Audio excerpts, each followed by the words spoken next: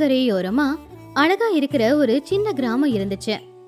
அந்த ஊரை சுத்தி வயல், பெரிய பெரிய பனைமரங்க, ஆறு, இது எல்லாமே பாக்குறதுக்கு ரொம்பவும் அழகா தெரிஞ்சுது.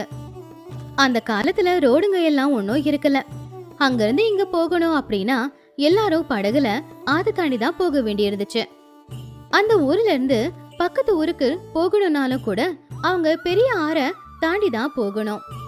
படகு பயணம் அந்த அளவுக்கு பாதுகாப்பாவும் இருக்கல. அந்த ஊர்ல சொக்கலிங்கம் அப்படிங்கிற ஒருத்தர் இருந்தாரு. அவரு படகு ஓட்டுறதுல ரொம்பவும் திறமை வாய்ந்தவரு. அதே ஊர்ல தான் சுப்பையா சந்திரம்மா அப்படிங்கிற தம்பதிகளுக்கு சீதா சுரேஷ் அப்படிங்கிற பசங்களும் இருந்தாங்க. அந்த ஊர்ல வாழ்ந்துகிட்டு இருந்த குடும்பங்கள்ல இந்த குடும்பமும் ரொம்பவும் அழகான குடும்பமா இருந்துச்சு. இப்படி இருக்கும்போது ஒரு நாள் சுப்பையா அவனுடைய மனைவியான சந்திரம்மா கிட்ட இப்படி சொன்னான். என்ன சந்திரம்மா, பசங்க சாப்பிட்டாங்களா? சாப்பிட்டாங்க, இப்பதான் சாப்பிட்டு வெளியில போயிருக்காங்க. நம்ம ஊருக்கு பக்கத்துல இருக்கிற அந்த ஆறு மழை காலத்துல விவசாயிங்களுக்கு உதவியா இருக்கும். அதே சமயம் ஜனங்க உயிருக்கும் ஆபத்தானது. ஆமாங்க, ஒவ்வொரு சின்ன பொருளுக்கும் நாம அந்த ஆத்த தாண்டி தான் போய் வாங்கிட்டு வர வேண்டியதா இருக்கு. இன்னைக்கு வீட்டுல சமைக்க காய்கறி இல்ல, அதனால எவ்வளவு கஷ்டப்பட்டு நான் சமைச்சேங்கிறது எனக்கு மட்டும்தான் தெரியும். அது மட்டுமா, தினமும் பசங்க வேற ரொம்ப கஷ்டப்பட்டு அந்த படகுல தான் ஸ்கூலுக்கும் போயிட்டு வராங்க. இப்படி இருக்கும்போது ஒரு நாள் சீதா அவங்க அம்மா சந்திரம்மா கிட்ட வந்து இப்படி சொன்னா. அம்மா, என்னம்மா இன்னைக்கு இவ்வளவு நேரம் ஆனாலும் வீட்டு வேலை எதுவும் முடியல போல? உனக்கு வீட்டு வேலை செய்யறதுக்கு இவ்வளவு நேரம் ஆகுமாமா? உனக்கு அது தெரிஞ்சது தானே, மறுபடியும் தனியா கேள்வி கேக்குற? இந்த மழை காலத்துல நமக்கு இந்த கஷ்டம் எல்லாம் இருக்கிறது சகஜம் தானே? இப்படி பேசிக்கிட்டு இருக்கும் போது பள்ளிக்கூடத்துல இருந்து வந்த சுரேஷ், அப்பா, அம்மா, அக்கா, இன்னைக்கு நம்ம பள்ளிக்கூடத்துக்கிட்ட என்ன நடந்துச்சுன்னு தெரியுமா? என்னடா ஆச்சு? என்ன நடந்துச்சுன்னு சீக்கிரமா சொல்லு.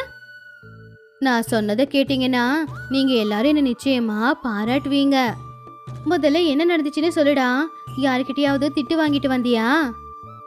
என்னன்னு சொல்லுடா, எனக்கும் பதட்டமா இருக்கு. அப்பா, அம்மா, 2 பேரும் அமைதியா இருங்க. அவனுக்கு பேசுறதுக்கு நேரம் கொடுங்க. நீ சொல்ற, என்ன ஆச்சு? இன்னைக்கு பெஞ்ச மழையில எங்க பள்ளிக்கூடத்துக்குள்ள தண்ணி வந்துருச்சு. யாருக்கும் என்ன பண்றது அப்படின்னே புரியல. எல்லாரும் தண்ணிய பார்த்து ரொம்ப பதட்டமா உயிரை கையில பிடிச்சுக்கிட்டு என்ன பண்றது அப்படின்னு யோசிச்சுக்கிட்டு இருந்தாங்க. பசங்க மட்டும் இல்ல, வாத்தியாரங்களும் கூட இந்த தண்ணியை தாண்டி எப்படி போக போறோமோ அப்படின்னு யோசிச்சுக்கிட்டு இருந்தாங்க. ரொம்ப பயந்துகிட்டும் இருந்தாங்க. அப்பதான் எனக்கு ஒரு நல்ல யோசனை வந்துச்சு. அப்படியாடா? என் தம்பி எப்பவுமே புத்திசாலித்தனமா தானே யோசிப்பான். நான் என்ன பண்ணேன்னு தெரியுமா? எங்க ஸ்கூலுக்கு பக்கத்துல ஆத்தங்கரையோரமா ஒரு படகு இருந்துச்சா, அந்த படகுல ஏறி உக்காந்து அந்த படகை ஓட்டிக்கிட்டு பள்ளிக்கூடத்து வரைக்கும் வந்துட்டேன். பள்ளிக்கூடத்துல இருக்கிற பசங்க, வாத்தியாருங்க எல்லாரையுமே பள்ளிக்கூடத்தை விட்டு வெளியில கூட்டிட்டு வந்தேன். அது மட்டும் இல்ல, பக்கத்துல தானே பால்வாடியும் இருந்துச்சு. அங்க இருக்கிற சின்ன பசங்க, அங்க இருக்கிறவங்க எல்லாரையுமே அந்த படகுல கூட்டிட்டு வந்து தண்ணியை தாண்டி அவங்கள விட்டுட்டேன். அதனால அங்க இருக்கிறவங்க எல்லாரும், டே சுரேஷ், நீ ரொம்ப புத்திசாலி, சின்ன பையனா இருந்தாலும் பெரிய வேலை பண்ணிருக்க அப்படின்னு என்ன பாராட்டாங்க. இவ்வளோ தைரியமா எப்படிடா எல்லாத்தையும் பண்ண? பொறுமையா யோசிச்சா இந்த மாதிரி ஏதாவது ஒரு யோசனை வரும்பா. ஆனா நம்ம ஏதாவது பிரச்சனையை பார்த்து பதட்டமாயிட்டோம்னா நமக்கு எதுவுமே தோணாது. என்னவா இருந்தாலும் சரி, இன்னைக்கு நீ பண்ணது ரொம்ப நல்ல விஷயம்டா. அந்த ஊர்ல மழை காலம் வந்தா போதும், அந்த ஊரை தாண்டி வேற எங்க போகணும்னாலும் ரொம்பவே கஷ்டப்பட வேண்டியதா இருக்கும். இப்படியே சில நாட்களும் போச்சு. இப்படி இருக்கும்போது ஒரு நாள் காலையில அவங்க ஊருக்கு பக்கத்துல இருக்கிற ஒரு தோட்டத்தை சீதா அவங்க அம்மா கூட போய் பார்க்கலான்னு நினைச்சா. என்னம்மா, இன்னைக்கு நம்ம தோட்டத்தை நாம பார்க்க போறோமா? மழை வந்ததுல ஆத்துல வேற தண்ணி அதிகமா இருக்கேம்மா. அப்படி இருக்கும்போது எப்படி போறது?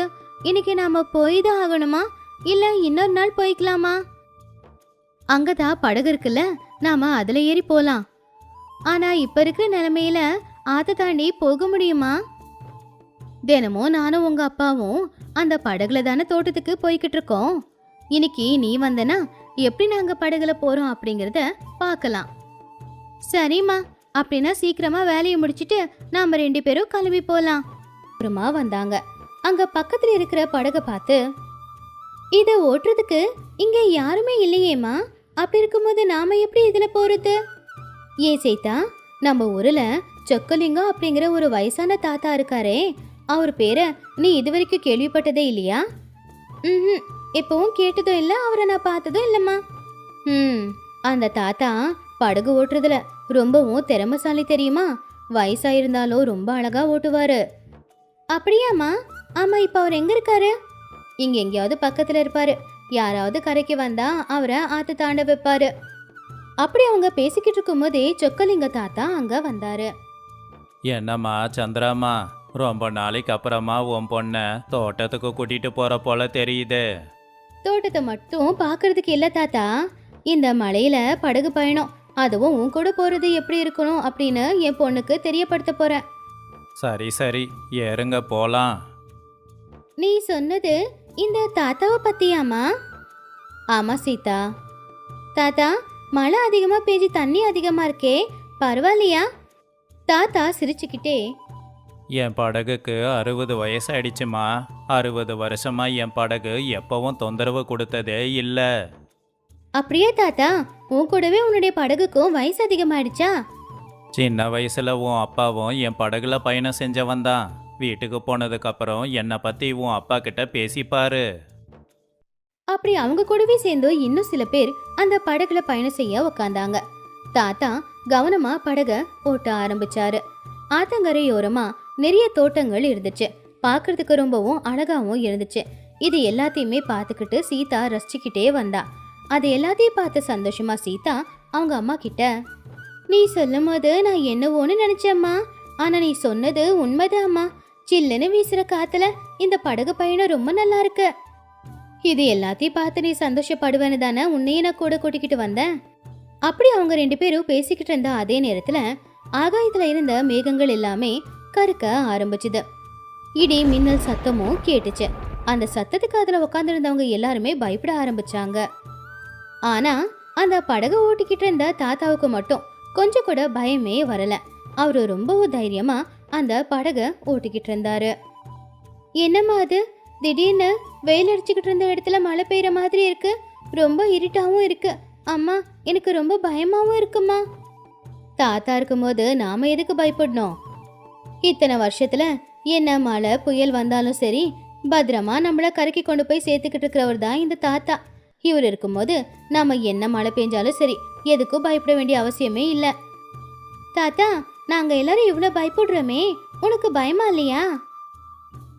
இந்த ஆறு எனக்கு தோழி. இந்த ஆத்தை நான் ரொம்ப மதிக்கிறேன். அதே மாதிரி இந்த ஆத்துல இருக்கிற எல்லா உயிரினங்களையும் நண்பர்களா நினைக்கிறேன். நீங்களும் என் நண்பர்கள் மாதிரி தானே, அதனால தான் எனக்கு எந்த பயமும் இல்லை. நீ ரொம்ப அழகா பேசுற தாத்தா. அப்படி தாத்தா சொன்னது கேட்டு அந்த படகுல இருந்தவங்க கிட்ட மாற்றம் வந்துச்சு. அவங்களும் கொஞ்சம் கொஞ்சமா பயத்துல இருந்து வெளியில வந்தாங்க. இப்படி இருக்கும்போது இடி மின்னல் சத்தத்தோட மெதுவா மழை பெய்ய ஆரம்பிச்சுது. மழை பெய்ய ஆரம்பிச்ச உடனே மறுபடியும் அவங்க எல்லாருக்குள்ளேயும் பயம் வந்துச்சு. அப்ப அவங்கள பார்த்து சிரிச்சுக்கிட்டே தாத்தா, யாரும் எதுக்காகவும் பயப்படாதீங்க. இது என் படகு, நம்மள பாதுகாப்பா கொண்டு போய் சேர்த்துடும். இருக்க இருக்க மழையும் அதிகமாயிக்கிட்டே இருந்துச்சு. ஆனா தாத்தா கொஞ்சம் கூட பயப்படாம அவருடைய அனுபவத்தினால நல்லபடியா படகு ஓட்டி அவங்க எல்லாரையும் கரைக்கு கொண்டு போய் சேர்த்தாரு. இந்த கதையில இருக்கிற நீதி என்னன்னா, பொறுமை அனுபவத்துக்கு முன்னாடி எதுவுமே தலை நிமிர்ந்து நிக்க முடியாது. பெரியவங்க சொல்றத கேட்டு வாழ்க்கையில நம்ம எப்படி வாழணும் அப்படிங்கறத கத்துக்கணும். நாம வாழ போறது ஒரே ஒரு வாழ்க்கை, அதை நல்லபடியா வாழணும். யார மதிக்கணும், யார நல்லபடியா பாத்துக்கணும், யார பார்த்து சில விஷயங்களை கத்துக்கணும். இது எல்லாத்தையுமே நாம தெரிஞ்சுக்கிட்டோம்னா நம்ம வாழ்க்கையை நம்மளால சந்தோஷமா வாழ முடியும். கிராமம் இருந்துச்சு. அந்த காலத்து கிராமங்கள் எவ்வளவு அழகா எவ்வளவு வித்தியாசமா இருக்கும் அப்படிங்கிறது இந்த காலத்து தலைமுறைக்கு தெரியாது. அந்த கிராமத்து ஜனங்க அவங்களுடைய பழக்க வழக்கம், அங்க இருக்கிற சாம்பிரதாயம், இது எல்லாத்துக்குள்ளாரையும் ஏதோ ரகசியம் இருக்கிற மாதிரி தான் தோணும். அந்த ஊர்ல நடக்கிற நிகழ்வுகளும் ஜனங்களுடைய பழக்க வழக்கமும் பார்க்க ரொம்ப விசித்திரமா இருக்கும். ஊரை சுத்தி பச்சை பசேல்னு வயல், ஒரு பக்கம் ஆறு, இன்னொரு பக்கம் மலை இருக்கும். அப்படியே ஊர்ல இருக்கிற எல்லா வீடுகளும் மண் செவர் தான், புல்லால கூரைய போட்டிருப்பாங்க. அப்படி ஊர்ல இருக்கிற எல்லா வீடுகளும் பார்க்கறதுக்கு ரொம்பவும் வித்தியாசமா தான் இருக்கும். அந்த ஊருக்கு தலைவரா ராமையா அப்படிங்கிற ஒருத்தர் இருந்தாரு. வெளியூர்ல இருந்து யாராவது அந்த ஊருக்கு போனாங்கன்னா நிச்சயமா அந்த ஊர்ல 3 நாள் தங்கி தான் ஆகணும். இப்படி இருக்கும்போது ஒரு நாள் அந்த ஊரை பார்க்கறதுக்காக ரவி அப்படிங்கிற ஒரு பையன் வந்தான். யாருப்பா தம்பி நீ? எங்கிருந்து வர? எங்க ஊரு பேரு மதனந்தபுரங்க. நான் உங்க ஊரை சும்மா பார்க்கலான்னு தான் வந்திருக்கேன். உனக்கு எங்க ஊரை பத்தி எல்லாமே தெரியுமா? ஐயோ, எனக்கு எதுவும் தெரியாதுங்க. எங்க ஊருக்குன்னு சில கட்டுப்பாடு இருக்கு, சொல்றேன் கேட்டுக்கோ. அப்படி ராமையா சிரிச்சுக்கிட்டே அந்த கிராமத்துக்கான கட்டுப்பாடுகளை சொன்னாரு. எங்க ஊருக்கு யாரு வந்தாலும் குறைஞ்சது 3 நாளைக்கு தங்கிட்டு தான் போகணும். சாயந்தரம் 6 மணிக்கு மேல வீட்டுல இருந்து வெளியில வரக்கூடாது. இருட்டுனதுக்கு அப்புறம் யாரும் ஆத்தங்கரைக்கு போகக்கூடாது. அது எல்லாத்தையுமே கேட்டு ரகு ரொம்பவுமே ஆச்சரியப்பட்டான். என்னங்க இது? உங்க ஊரு கட்டுப்பாடு இவ்வளோ மோசமா இருக்கு? இது எங்க ஊரோட பழக்க வழக்கம்ப்பா. அப்படியா? நீ எதை நினைச்சும் கவலைப்படாத. உனக்கு எல்லா வசதிகளையும் நான் செஞ்சு கொடுக்கறேன். அப்படின்னா சரிங்க. அப்படி அந்த ஊர் தலைவர் ரகு தங்கறதுக்காக ஒரு வீட்டை கொடுத்தாரு. அன்னைக்கு ராத்திரி 10 மணி இருக்கும். அப்போ ஊர்ல இருக்கிற எல்லாருமே தூங்கிக்கிட்டு இருந்தாங்க. எல்லா பக்கமும் அமைதிதான். ஒரு நாய் குலைக்கிற சத்தமும் இல்ல, குழந்தைங்க அழுவுற சத்தமும் இல்ல. ஆனா அப்பதான் திடீர்னு ஆத்தங்கரையில இருந்து ஏதோ ஒரு மென்மையான குரல் கேட்டுச்சு. அது ஒரு பொண்ணு பாட்டு பாடுற குரல் தான். அப்போ எழுந்துச்ச ரகு ஜன்னல்ல இருந்து எட்டி பார்த்தான். ஆனா ஆத்தங்கரையில யாருமே இல்ல. அதுக்கப்புறம் அடுத்த நாள் காலையில எழுந்திருச்சு ஊரை சுத்தி பார்த்துட்டு வரலாம் அப்படின்னு கிளம்புனா. என்ன தம்பி, ராத்திரி நல்லா படுத்து தூங்குனீங்களா? நல்லா தூங்குனங்க. அப்படி ரகு ராமையா 2 பேரும் பேசிக்கிட்டே ஊருக்குள்ள போனாங்க. ஊஜனங்க எல்லாருமே ரகுவை ரொம்ப வித்தியாசமா தான் பார்த்தாங்க. எங்க ஊரை பார்க்க வந்த பையன் நீதானா? ஆமா, இந்த ஊரு ரொம்ப விசித்திரமா இருக்கு. அப்படி என்ன விசித்திரத்தை பார்த்த? ஐயோ, நிறைய இருக்கு. ராத்திரி நேரம் ஆத்தங்கரையில யாரோ பாட்டு பாடுற மாதிரி சத்தமெல்லாம் கேட்டுச்சே. அப்படின்னு ரகு சொன்னது கேட்டு அந்த ஊஜனங்க எல்லாருமே எந்த ஒரு பதிலும் சொல்லாம தலைய அப்படியே தொங்க போட்டுட்டாங்க. அதுக்கப்புறம் அவங்கவுங்க பொழப்ப பார்க்க போயிட்டாங்க. அப்பதான் ஒரு வயசான பாட்டி ரகு கிட்ட இப்படி சொன்னாங்க. எங்க ஊரோட ஆத்துல ஒரு ரகசியம் இருக்குப்பா, அதனாலதான் யாரும் அங்க போக கூடாது. என்ன ரகசியம் பாட்டி அது? பல வருஷத்துக்கு முன்னாடி இங்க ஒரு முனிவருடைய ஆசிரமம் இருந்துச்சு. அவருக்கு நிறைய சக்திகள் இருந்துச்சு. அப்படியா? அது மட்டும் இல்ல, அவரு ரொம்பவும் புத்திசாலி. ஏதாவது பூஜை பண்ணுவாரா? எப்பவுமே அவரு தவந்தான் பண்ணிக்கிட்டு இருப்பாரு. அப்ப அவரு நல்லவரு தான். ஆமாப்பா. சரி, என்னதான் நடந்துச்சு? எங்க ஊர் ஜனங்க அவரை அவமானப்படுத்திட்டாங்க. எதுக்கு அப்படி பண்ணாங்க? சும்மா இந்த ஊருக்கு அழிவு வர்றதுக்காக தான். அவர் பண்ண நல்லதை மதிக்காம பேசினா இப்படி தான் நடக்கும். அதனாலதான் அவரு கோவத்துல இந்த ஊருக்கு சாபம் கொடுத்துட்டாரு. ஐயோ, இந்த ரகசியத்துக்கு பின்னாடி இவ்வளோ பெரிய கதை இருக்கா? அப்படி ரகு அன்னைக்கு நாள் போறா ஊர்க்காரங்களுக்கு என்ன தெரியுமோ அது எல்லாத்தையுமே கேட்டு விசாரிச்சுக்கிட்டு ராத்திரி நேரம் அவனுடைய வீட்டுக்கு போயிட்டான். அன்னைக்கு ராத்திரி நேரம் மறுபடியும் ஆத்தங்கரையிலிருந்து ஏதோ ஒரு சத்தம் அவனுக்கு கேட்டுச்சு. அது மனுஷனுடைய குரலும் இல்ல, எந்த ஒரு பறவைகளோட சத்தமும் இல்ல. எழுந்துச்சு பார்க்கும்போது ஆத்தங்கரையோரமா ஒரு மனுஷன் நின்னுக்கிட்டு இருந்தத பார்த்தான். ரகு கொஞ்சம் கூட பயப்படாம எழுந்துச்சு ஆத்தங்கரைக்கு போய் பார்த்தான். அங்க போய் பார்த்தா அங்க நின்னுக்கிட்டு இருந்தது அந்த ஊரோட தலைவரான ராமையா. என்னங்க ஐயா, நீங்க இங்க என்ன பண்றீங்க? என்னை பத்தி விடு. முதல்ல நீ எதுக்கு இங்க வந்த? ஏதோ சத்தம் கேட்டுச்சு, அதான் வந்தேன். பார்த்தா நீங்க இருக்கீங்க. உன்கிட்ட முன்னாடியே சொன்னேன்ல இங்க வரக்கூடாதுன்னு. அது இருக்கட்டும், நான் வரும்போது நீங்க ஏதோ பேசிக்கிட்டு இருந்தீங்களே. நான் என்ன பேசினேன்? இல்ல, நான் கேட்டேன். நாங்க யாரும் இந்த பக்கம் வரக்கூடாதுன்னு சொல்லிட்டு நீங்க எதுக்காக வந்தீங்க? நான் சொல்லியும் உன்ன மாதிரி யாரும் வரக்கூடாது இல்லையா? அதனால தான் நான் இங்க காவலுக்கு இருக்கேன். அப்படியா? ஆனா நான் வரும்போது நீங்க யாருக்கிட்டயோ பேசிக்கிட்டு இருந்தீங்களே. தூக்க கலக்கத்துல எழுந்திருச்சு வந்துட்டு எதுக்கு ஏதேதோ பேசிக்கிட்டு இருக்க? ராமையா அப்படி சம்மந்தமே இல்லாம பேசுறத பார்த்து இவகிட்ட இருந்து பதில் கிடைக்காது அப்படின்னு ரகு முடிவு பண்ணிட்டான். அதுக்கப்புறமா அவனுடைய வீட்டுக்கு போய் படுத்து தூங்கிட்டான். அடுத்த நாள் காலையில அந்த பாட்டிக்கிட்ட அவன் நடந்தது எல்லாத்தையுமே சொன்னான்.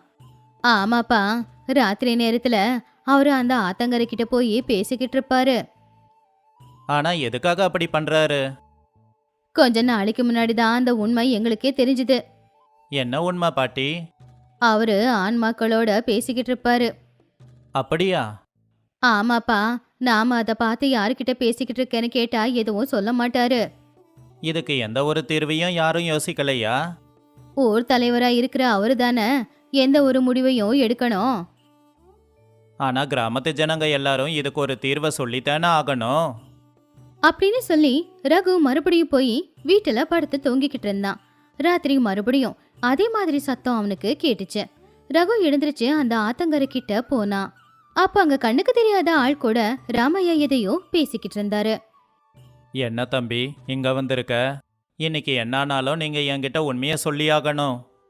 உனக்கு நான் என்ன உண்மையை சொல்லணும்? உங்களுக்கு தெரிஞ்ச உண்மையை சொல்லுங்க. அப்ப திடீர்னு ராமையாவோட முகத்துல ஒரு பயம், ஒரு கவலை தெரிஞ்சுது. எங்க முன்னோர்கள் செஞ்ச தப்பால தான் இப்ப எனக்கும் இந்த ஊருக்கும் இப்படி ஒரு நிலைமை வந்திருக்குப்பா. இதுக்கு ஊர் தலைவரா இருக்கிற நீங்களே ஒரு முடிவு கட்டலாமே. அதுக்கு நான் எவ்வளவோ முயற்சிகளை எடுத்திருக்கேன். இந்த விஷயத்துல நீங்க எவ்வளோ கஷ்டப்பட்டிருக்கீங்கன்னு உங்க முகத்தை பார்த்தாலே புரியுது. கேட்குறவங்களுக்கு பதில் சொல்ல முடியாம என் மனசுக்குள்ள நான் ரொம்பவும் வருத்தப்பட்டுக்கிட்டு இருக்கேன்ப்பா. நீங்க கவலைப்படாதீங்க.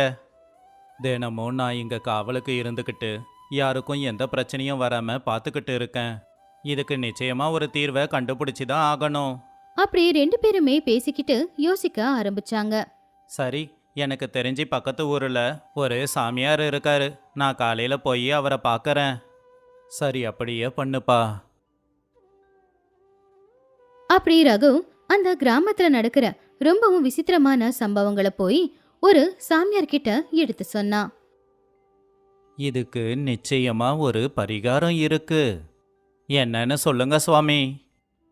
இந்த வேலைய உன்னால தனியா செய்ய முடியாது. அதனால உன் கூடவே அந்த ஊரோட தலைவரையும் கூட்டிக்கிட்டு வா. அப்படியெல்லாம் ஒன்றும் இல்லையா சாமி. நீ அந்த ஊரை சேர்ந்தவன் கிடையாது இல்லையா? அப்படி இருக்கும்போது உன்னால எப்படி செய்ய முடியும்? அந்த ஊரோட தலைவர் தான் என்ன அனுப்புனாரு. ஆனா உன் கூடவே இன்னும் யாராவது ஒருத்தர் வந்திருந்தா ரொம்ப நல்லா இருந்திருக்கும். நீ வேற சின்ன பையனா இருக்க. நீங்க என்ன சொல்றீங்களோ அதை நான் அவங்க கிட்ட போய் சொல்லிடுறேன். அது ஒன்றும் அவ்வளவு சின்ன பிரச்சனை இல்லப்பா. ஒரு முனிவர், நானும் அவரை பத்தி கேள்விப்பட்டிருக்கேங்க. அந்த ஆத்தங்கரையில அந்த ஊர்க்காரங்க கையால ஒரு பெரிய ஹோமத்தை நடத்தி வச்சு அங்க கோவிலை கட்டியாகணும். அப்படி செஞ்சிட்டா அந்த ஊருக்கு இருக்கிற சாபம் போயிடுமா? நிச்சயமா போயிடும். நீ நம்பிக்கையோட போய் சொல்லு.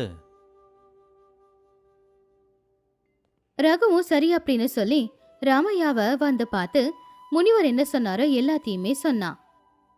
சரி, ஒரு ஜனங்க கிட்ட பேசிட்டு முதல்ல அந்த வேலையை பார்க்கறேன். ஊஜனங்க எல்லாருமே அதை கேட்டு ரொம்பவும் சந்தோஷப்பட்டு அப்படியே பண்ணிடலாம் அப்படின்னு சொன்னாங்க. அடுத்த நாள் அந்த சாமியார் கையால ஆத்தங்கரையில ஹோமத்தை நடத்தினாங்க.